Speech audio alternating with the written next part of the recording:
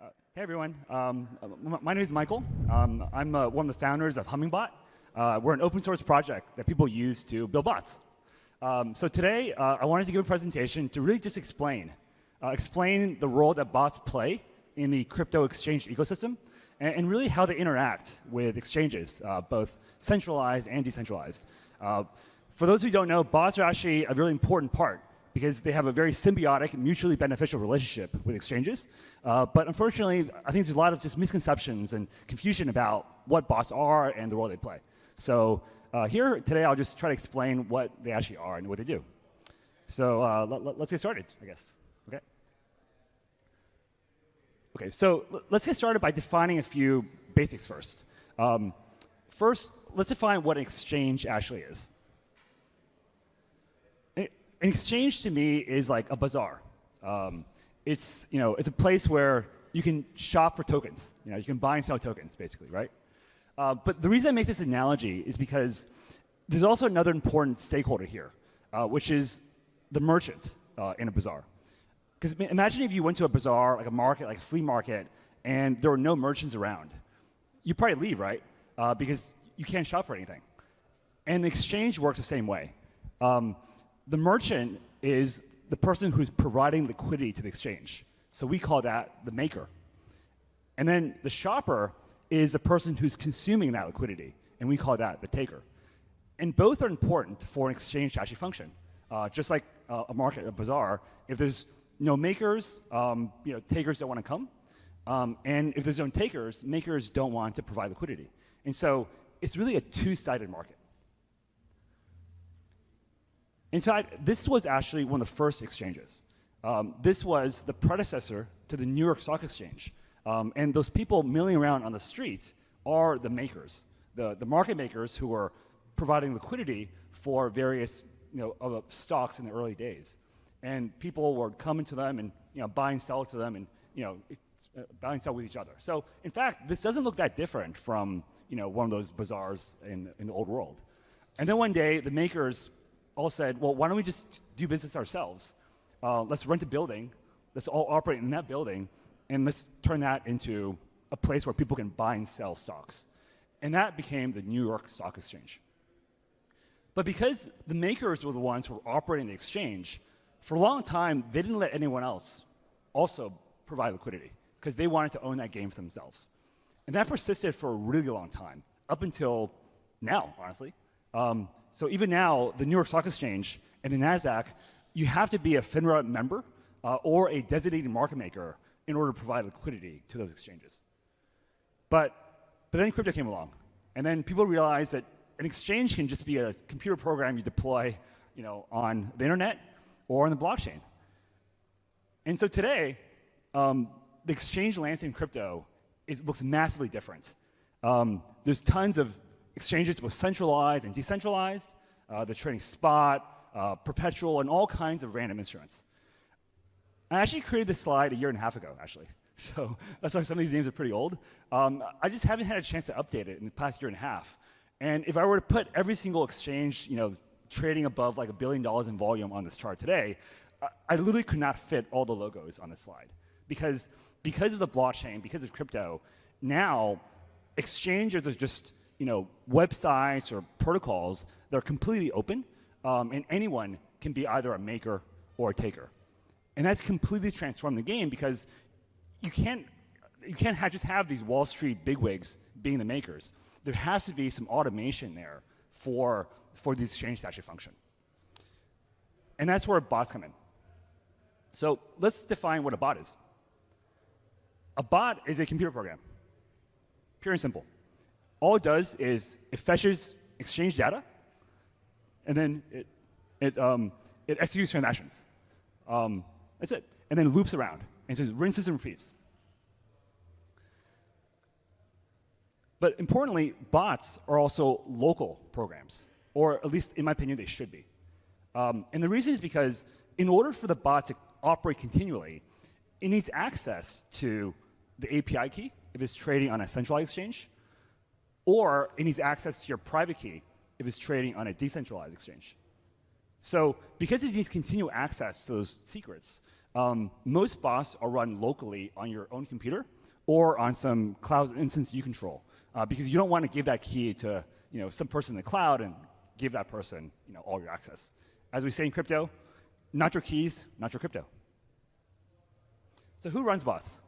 I think a common misconception is that bots are these like evil, anonymous hacker types that are out there trying to steal your money. In fact, most bot runners are just people like us, people trying to make money by writing code and hopefully making the markets more efficient. A lot of them are kind of like people doing their spare time. This guy like playing drums, he writes some bots, so that kind of stuff. And then if he makes a lot of money, he hires some people and they grow into a quant trading firm like that. That's actually how we started. We used to run a quant trading firm, and then we decided to open source our stack. So next, let's talk about how bots actually interact with exchanges. Oh, okay, I realize I'm supposed to actually talk a bit closer to the mic. Okay, so first, let's talk about an order book exchange. An order book exchange is where there's orders on an order book, buy orders and sell orders, and then people are taking orders off that order book.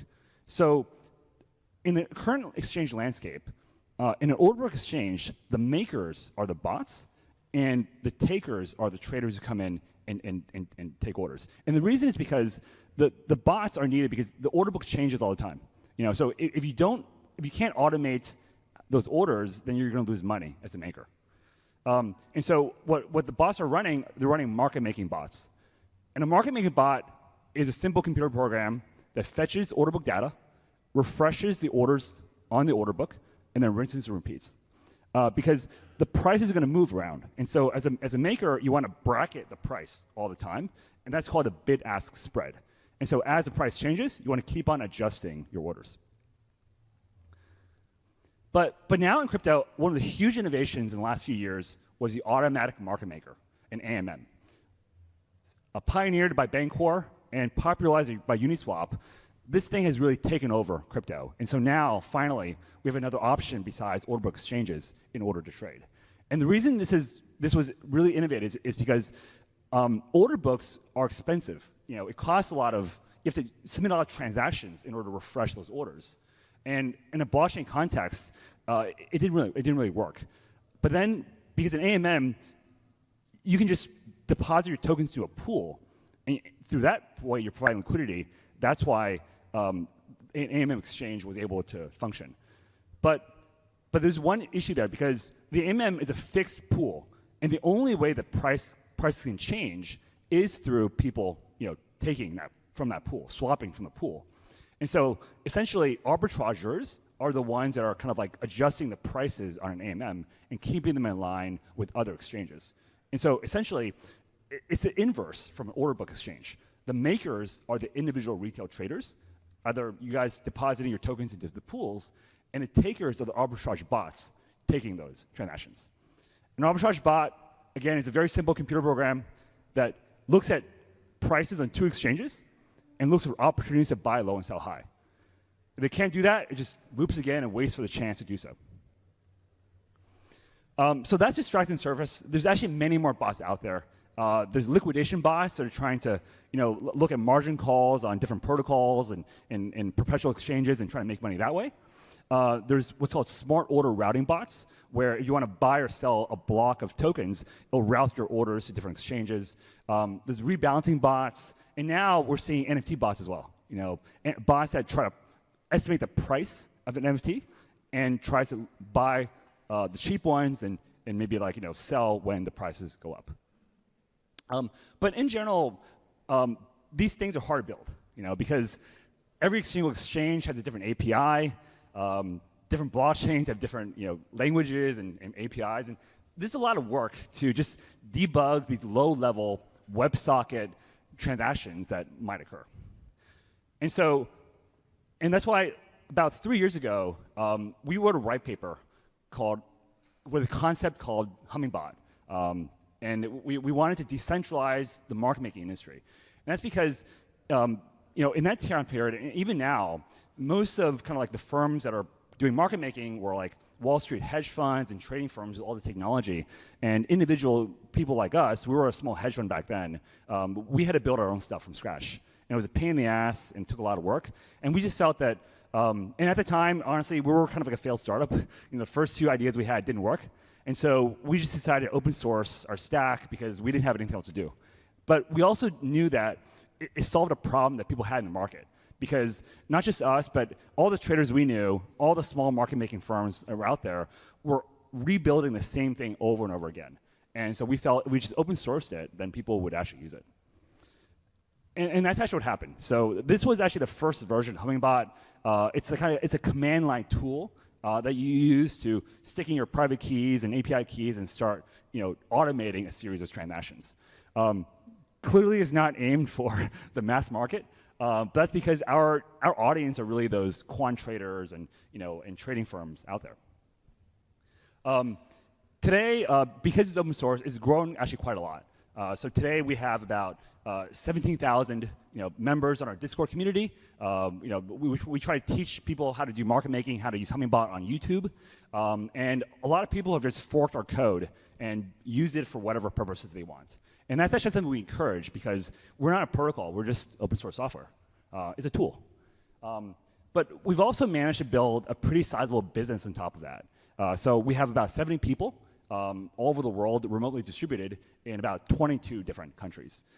And in fact, our team actually reflects our user base as well. 80% of our users are outside the US. I think we always see people in all these countries, like pretty much every single country in the world that's actually using our software. And to me, that's a testament to the power of open source. It's just a code you can download from GitHub. And so we encourage everyone to just use it. But today, the need it solves is because liquidity is really important. So if you're a token project, you issue a token, you're like, how do you get liquidity? How do things start trading? And so before we came along, they would have to hire a trading firm or a hedge fund to be a market maker. But today, a lot of projects just download our software and use our software with their own capital and provide liquidity themselves. But a lot of market makers also need tools. The market makers who are trying to start their own businesses, they also need some type of tooling to build their stack on top of. And so today, a lot of the smaller market making firms in the industry build their operations on top of Hummingbot.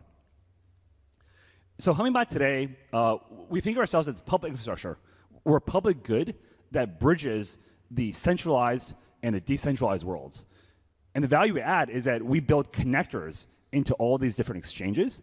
Or more accurately, we enable a community, our large community of developers all over the world to build these connectors.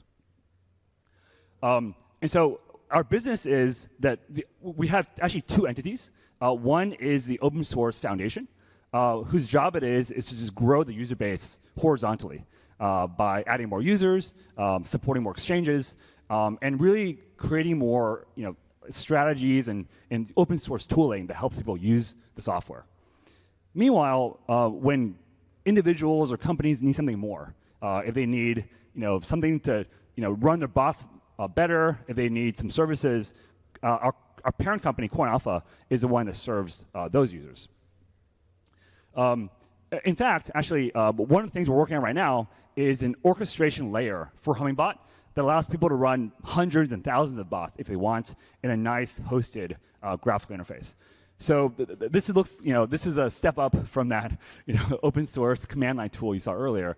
But that's why we think it's important that the open source tool is simple and easy to use and everyone can code on top of it. And we as a company, we sell this more of a platform on top of that makes it easier for power users and institutions to use the product. So we're actually still building this product. So if you guys want, we'll be giving demos and collecting feedback from this product over here at the summit. So if you have time, please go to the that area where the massage tables and the rings are in the back, and one of our designers will be there with a prototype that you guys can check it out and give us feedback on this thing. So it's something, we're a very product-driven company. We're always trying to get feedback from users. So if you can help us, I really appreciate that. But overall, I would say our mission overall at Hummingbot is just an open source, high-frequency trading.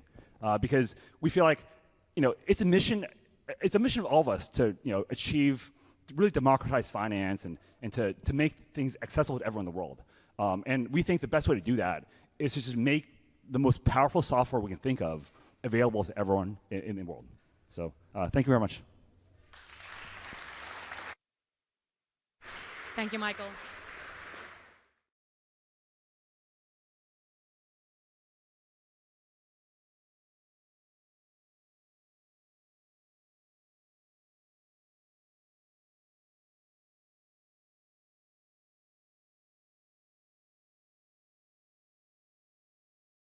Well, thanks for the talk. I was just wondering, like, obviously you're not the only bot, the only market making bot in these exchanges. I was just wondering how your bot, like how bots usually relate with each other when it comes at the exchange level, right? So how are they competing with each other? Could you just explain a little bit about that? Right, great question. So the question was, how do bots compete with each other? Right. So Hummingbot is not one bot. We're more like a framework that people use to build bots. So the way I think about it is like, running a bot is a combination of art and science. You know, you have your bot out there, but the real art of it is kind of like finding, let's say for arbitrage, for example, which arbitrage corridors are you going to go with? So anyone can run a bot between, say, Coinbase and Binance and try to arbitrage like the USDT to BTC pair. But if you try to do that, you're not going to make any money because there's like large market makers like 2 Sigma and Jump doing that trade. But let's say you find some tiny decentralized exchange and another tiny centralized exchange, and you run an arbitrage bot between those two. Now you have much less competition. So that's why, to me, it's like there's a science, which is writing the code, but then there's the art of it, which is like finding the opportunities that other people don't have. Awesome, thank you. Sure. Maybe one more question? Yep. Yeah, hey, do you use reinforcement learning? And if yes, Yeah. then how important is it? Great question. So there's 2 ways of making money in finance. You can be smart or you can be fast, right? And so, to be honest, when we first started, when we were in Quant Fund, we were doing all this kind of machine learning. We had this prediction algorithm to try to predict the price of Bitcoin.